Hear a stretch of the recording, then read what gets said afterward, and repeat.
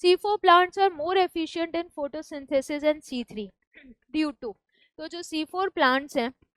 वो ज़्यादा एफिशिएंट क्यों है C3 के कंपैरिजन में, तो बहुत सारे रीजंस हैं, पर जो एक मेजर रीज़न है वो ये है कि उनका क्लोरोप्लास्ट बहुत ज़्यादा है, large number of chloroplast in the leaf cell, क्योंकि C4 प्लांट्स के अंदर एक स्पेसिफिक एनाटमी है जिसको क्या बोल रहे हैं, क्रैन्स एनाटमी, जिसमें वैस्कुलर बंडल को एक सर्कुलर लेयर सराउंड कर रही है बंडल शीट सेल की, जो बहुत ज़्यादा क्लोरोप्लास्ट अपने साथ रख रहे हैं, टाइटली पैक्ड सेल्स हैं, impervious to gaseous exchange. Then bundle sheath cell के बाद एक और सेल लेयर है जिसको मीजोफिल सेल लेयर बोलते हैं, तो एक रेथ अरेंजमेंट आ रहा है, एक सर्कुलर फूलों की माला जैसा अरेंजमेंट, तो इसको रेथ बोला जाता है, और यही एनाटमी होती है क्रेन्स एनाटमी। और इसी की वजह से क्योंकि क्लोरोप्लास्ट बहुत ज़्यादा हो गया है, तो जो रुबिस्को है, रुबिस्को के पास वो जो ऑक्सीजन पकड़ने की कैपेसिटी है वो अब यहाँ पर नहीं होगी, ऑक्सीजनेशन नहीं होगा, ऑक्सीजनेशन नहीं होगा तो फोटो रेस्पिरेशन नहीं होगा। तो एक ये मेजर एडवांटेज था C4 प्लांट्स के अंदर कि उनके अंदर फोटो रेस्पिरेशन नहीं हो रहा है बिकॉज ऑफ दिस एनाटमी,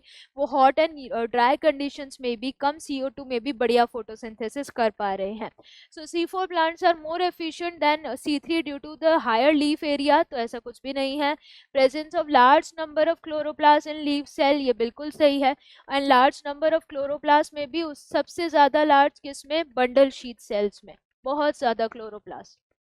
तो ये सही चला गया। Presence of thin cuticle, thin cuticle basically cuticle का काम क्या है, वाटर लॉस या ट्रांसपिरेशन रेट को कंट्रोल करना, पतली होगी तो वाटर लॉस ज़्यादा, मोटी लेयर है जैसे कि डेजर्ट प्लांट में तो वाटर लॉस कम, तो क्यूटिकल का यहाँ पर एफिशिएंसी से इधर इस रेस्पेक्ट में नहीं है। Then lower rate of photorespiration, photorespiration होगा ही नहीं, लोअर रेट नहीं, C3 प्लांट्स में फोटो रेस्पिरेशन होगा, C4 में नहीं होगा, तो करेक्ट आंसर क्या चला जाएगा, ऑप्शन बी।